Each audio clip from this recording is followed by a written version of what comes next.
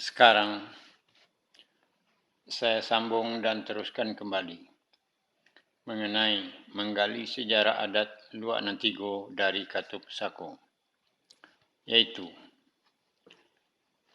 tahun kelahiran Rajo Sri Maharajo Dirajo. Sambungan yang terdahulu.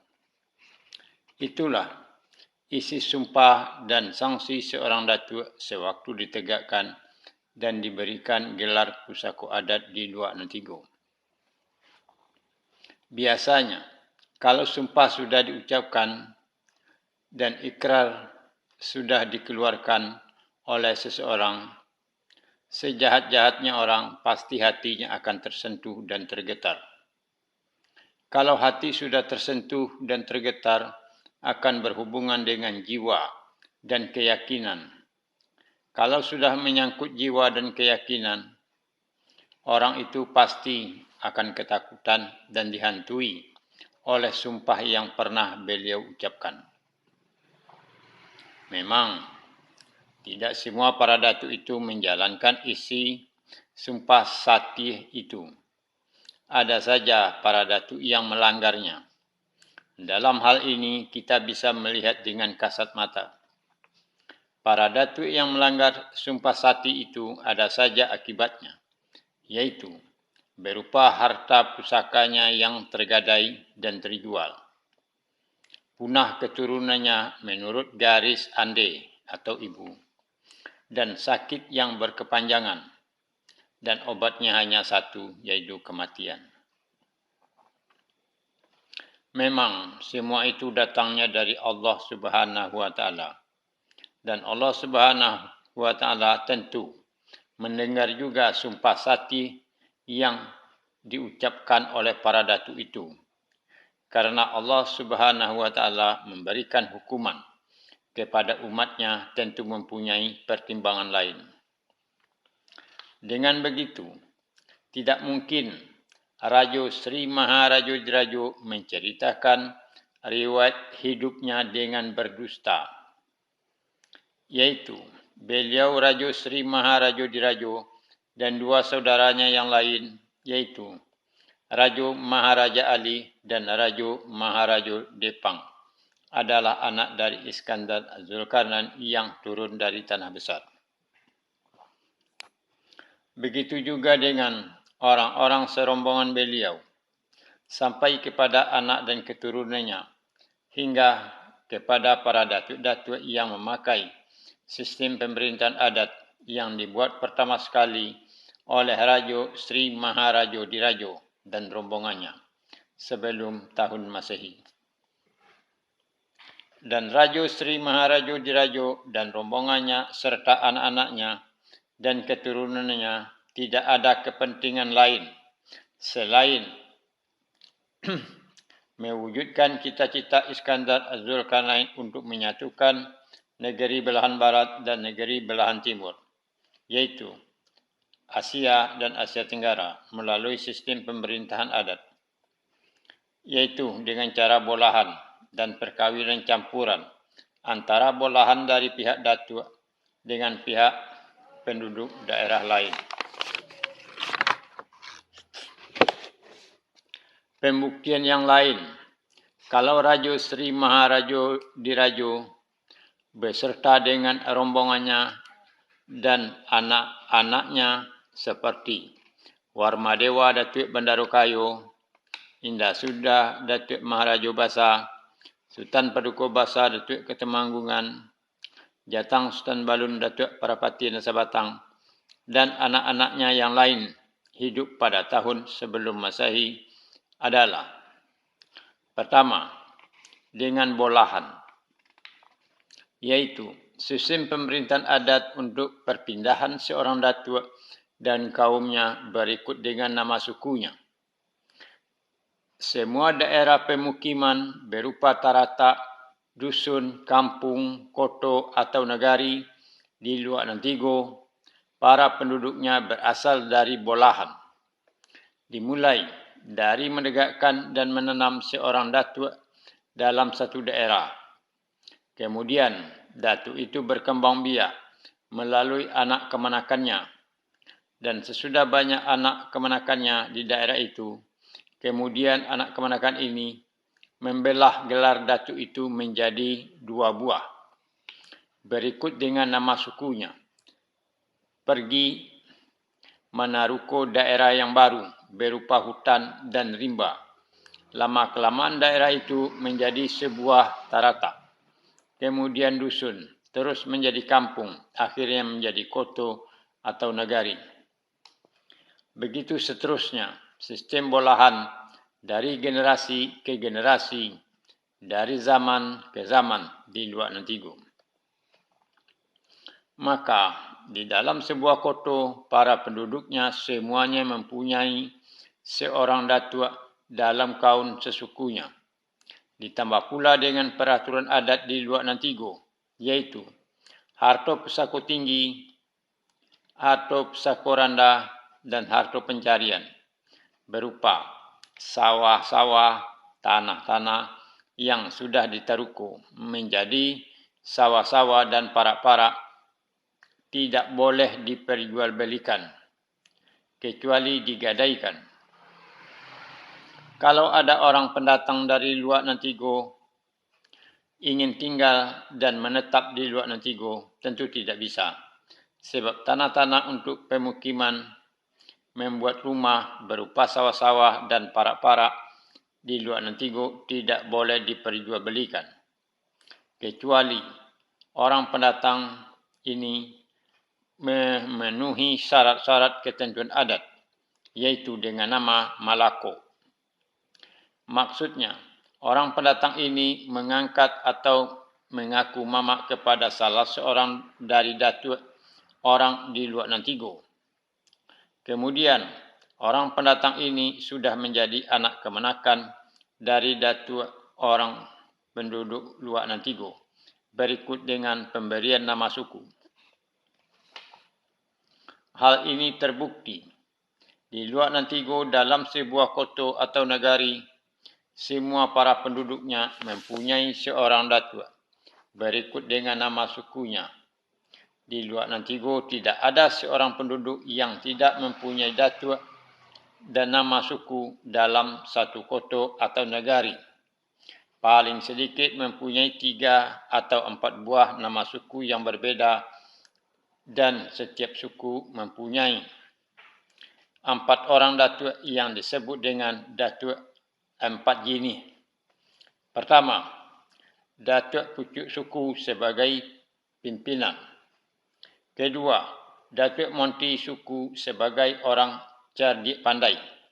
Ketiga, datuk malin suku sebagai orang suluh bendang. Keempat, datuk dubalong suku sebagai orang bagak keamanan.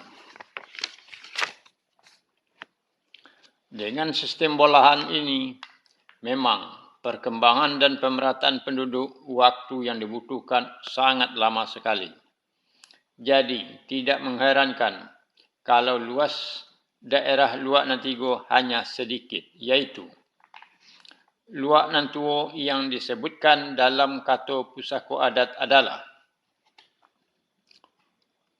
nan babatu bungo satangkai, nan basungai bakayu taro, nan bakampung di balik lebuh.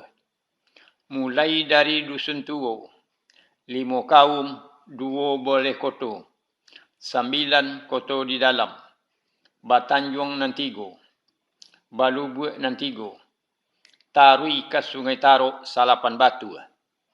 Dari koto tuo lalu ke Batipu, 10 koto atau Bakti 10, sampai ke 20 koto, Singkarak Josan yang Baka, lalu ke Kubuang 3 Bale, Solok Josalayu, sampai ke ranah Sungai Pagu. Sajak dari Gunung Sago Hilie, lalu ke Bukit Batu Patah, Tarui ke Gunung Bungsu, Tarui ke Sumpur Kudui, sampai ke Sejunjuang ke Gunung Tujuh. Luak Nantonga yang disebutkan dalam kata pusako adat,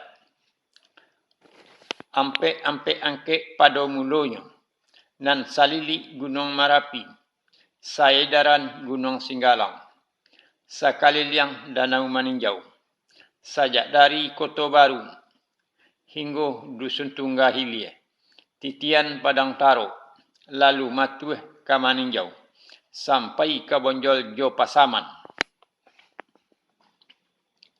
Luak nan bongsu yang disebutkan di dalam kata pusaka adat, nan salaras batang sinamar, nan salili batang limpasi, sajangkau muaro agam, sacampak jalo kahilie, sacampak jalo kamudie, hingga padang samui katapi, hingga nasi arandam katanga. Dari buki sikabau hilie, hingga muaro mudie, dari dusun Tungga Hilie, juwo katitian Padang Taro, sajak dari Gunung Sago Mudie, lalu Kalimbanang Josoliki, sampai ke Muaro Mahe. Sebagai catatan, sesudah orang-orang bangsa asing menjajah di Luak Nantigo, yaitu bangsa Belanda, balai atau pakan atau pasar, karena perkembangan zaman dan kemajuan ekonomi, tanah-tanah yang dijadikan balai atau pakan ini sudah ada yang dijual kepada orang-orang pendatang, termasuk kepada orang bangsa Cina. Tanah-tanah di kota-kota atau negari-negari masih tetap tidak diperjualbelikan. Itulah daerah Luak Nantigo yang memakai sistem pemerintahan adat Ampek Gini dengan bolahan. Selain dari daerah Luak Nantigo itu disebut dengan rantau Luak Nantigo, yaitu sistem pemerintahannya tidak memakai orang Ampek Gini.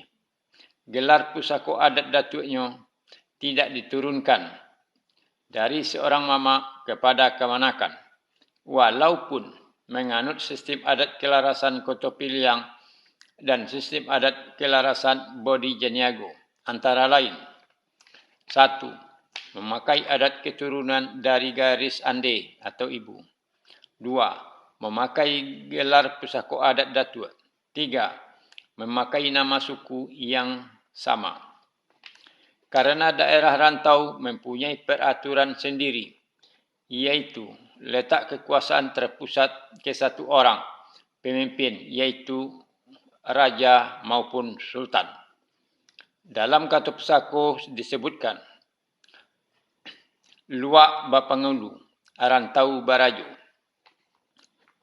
Kalau kita membandingkan dengan luas daerah pemerintahan adat di Luak Nantigo dengan daerah pemerintahan raja-raja maupun sultan-sultan di Indonesia, luas daerah pemerintahan adat di Luak Nantigo adalah yang paling sedikit. Hal ini disebabkan karena memakai sistem bolahan, berbeda dengan sistem kerajaan, yaitu meluaskan daerahnya dengan kekerasan, yaitu dengan berperang, menaklukkan daerah lain. Sesudah menaklukkan daerah lain, daerah dan rakyatnya menjadi daerah kekuasaan raja atau sultan. Kedua, pembuktian yang lain. Kalau Raja Sri Maharaja Diraja beserta dengan orang rombongannya dan anak-anaknya hidup sebelum tahun Masehi, yaitu dari M. Rashid Manggis Datuk Raja Penghulu. Pertama dari pidato beliau di Kuala Lumpur, tanggal 16 November 1968 Masehi. Diadakan recording di Kuala Lumpur. Beliau diminta oleh Ketua Perkhidmatan Siaran Luar Negeri Suara Malaysia, Seksi Indonesia, untuk mengucapkan pidato mengenai dasar kesenian Minangkabau dan perkembangannya di daerah tempat dijelmakan. Karena isi pidato beliau panjang, penulis hanya menurunkan isi pidato beliau yang erat hubungannya dengan pembuktian kalau Raja Sri Maharaja Diraja dan anak-anaknya yang hidup sebelum tahun Masehi. Sastra Minangkabau telah melalui usianya yang panjang. Seorang ahli syair Mesir bangsa Qibli pernah menyatakan dalam suatu rekaannya yang dapat dilihat dalam Kutub Kana bagian pustaka di Mesir, bahwa antara ujung abad ke-1 dengan awal abad ke-2 duduk suatu suku bangsa di pinggiran sebuah pulau di bawah angin dilintasi khatulistiwa yang terkenal sebagai ahli syair. Maka yang dimaksudnya dengan syair itu adalah pepatah, petitih, mamang dan sebagainya. Para penyelidik ahli sejarah sastra menegaskan bahwasanya kawasan yang dimaksud itu tak dapat tiada adalah daerah dalam lingkungan Swarna Dwipa, yakni daerah yang kemudian dinamai Minangkabau. Sebagai bukti dapat dikemukakan di sini bahwa tambuk alam Minangkabau ada yang disusun dalam bentuk bahasa berirama atau prosa lirik. Ada yang direka dalam bentuk pantun yang ada mulanya turun dari mulut ke mulut. Cukuplah sampai di sini penulis tuliskan isi pidato dari M. Rashid Manggis, Datuk Raja Penghulu, sebab isi pidato beliau masih panjang. Yang penulis kutip dari buku Payung Terkembang oleh As-Samad Idris atau Malaysia. Kedua, M. Rashid Manggis, Datuk Raja Penghulu juga menuliskan hal yang sama dalam buku Sejarah Ringkas Minangkabau dan Adatnya. Inilah kutipannya.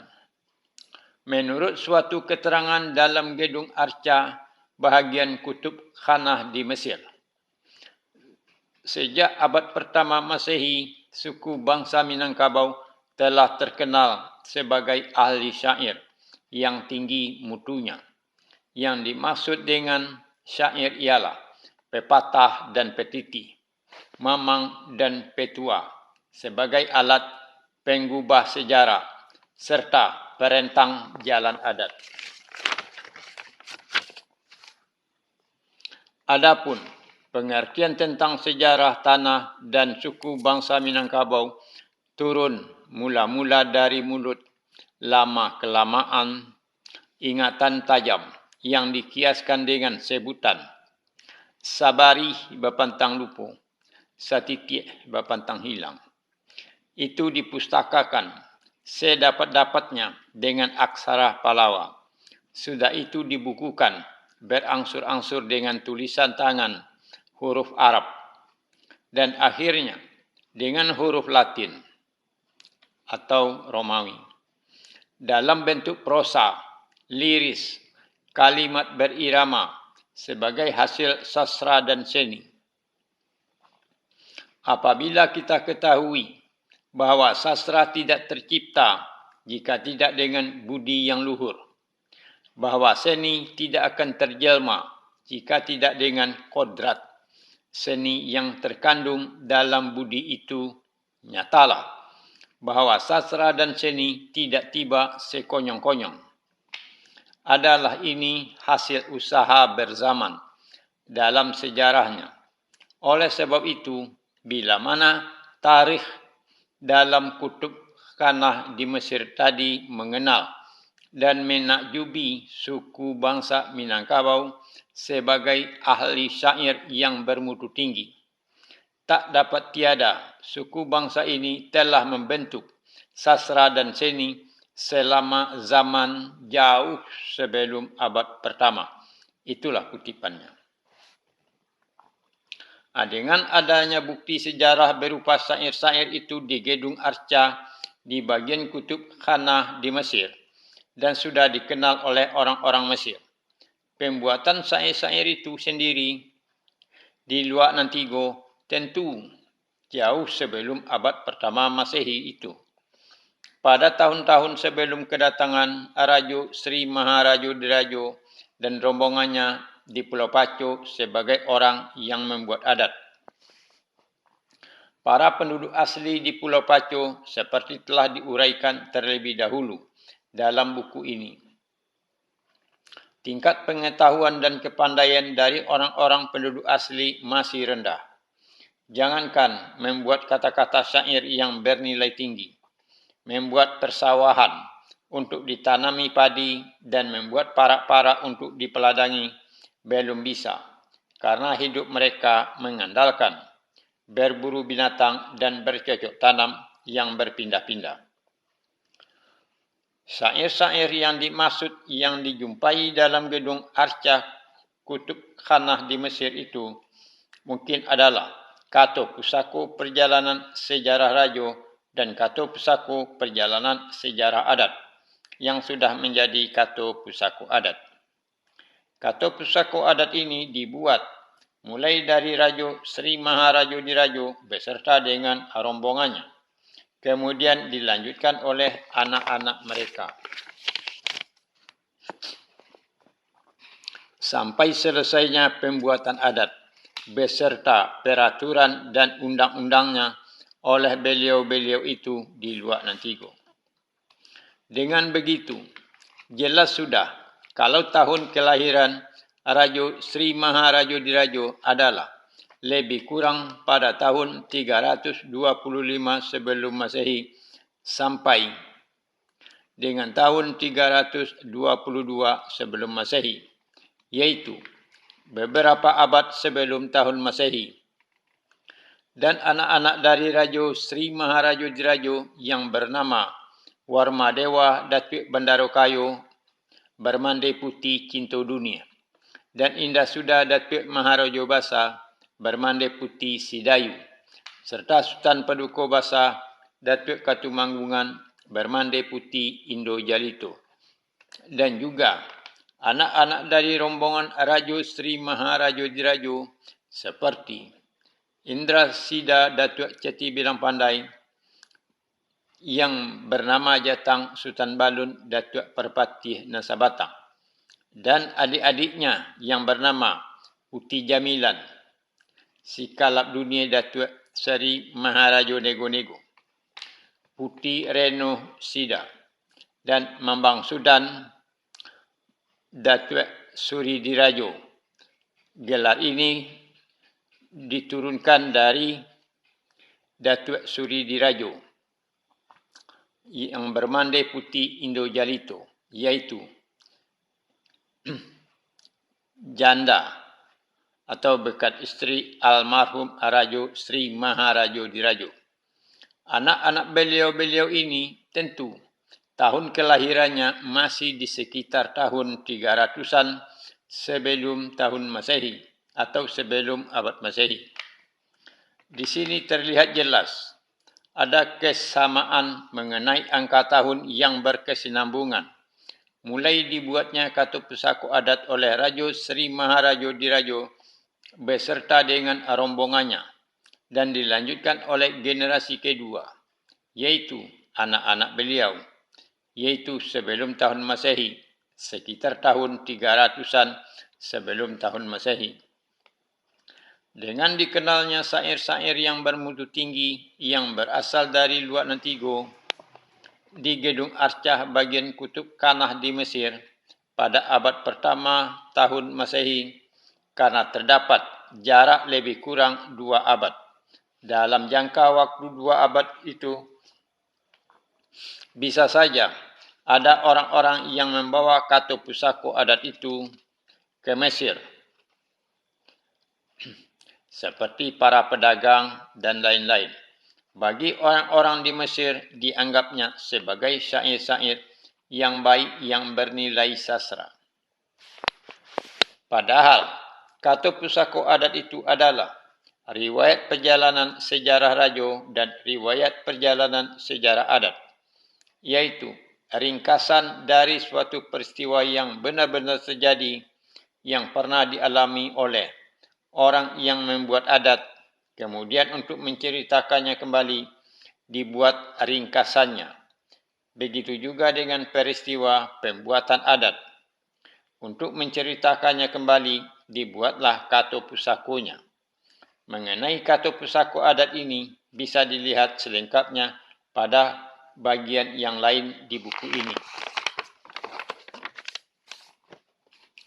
Dan begitu juga dengan generasi-generasi berikutnya. Sebab dalam sistem pemerintahan adat di luar Nantigo, yang ada hanya kepentingan menyatukan negeri belahan barat dan negeri belahan timur. Sesuai cita-cita dari Iskandar Zulkarnain dengan jalan bolahan.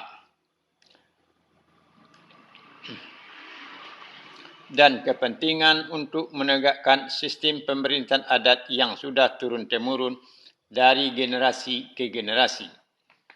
Karena para datuk-datuk itu yang menjalankan sistem pemerintahan adat di luar Nantigo, tidak ada yang memberi upah atau gaji.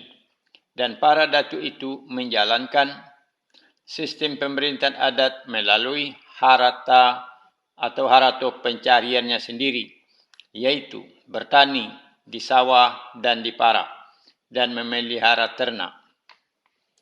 Dan untuk memakai gelar pusako adat berupa datuk itu, sudah ada ketentuannya, yaitu gelar pusako adat berupa datuk diturunkan dari mamak kepada para kamanakan. Dan untuk memilih para kamanakan ini juga sudah ada pula ketentuannya, yaitu sesuai dengan syarat-syarat seorang datuk. Dan tidak semua para kamanakan itu menjadi seorang datuk di luar Nantigo. Itulah sebagian dari riwayat hidup Iskandar Zulkarnain dan anak-anak maupun keturunannya yang ada di luar Nantigo, yang selalu berusaha mewujudkan cita-cita dari Iskandar Zulkarnain yang ingin menyatukan negeri belahan barat dan negeri belahan timur, atau Eropah dan Asia serta Asia Tenggara.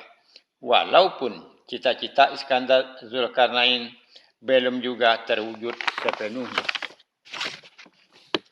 Demikianlah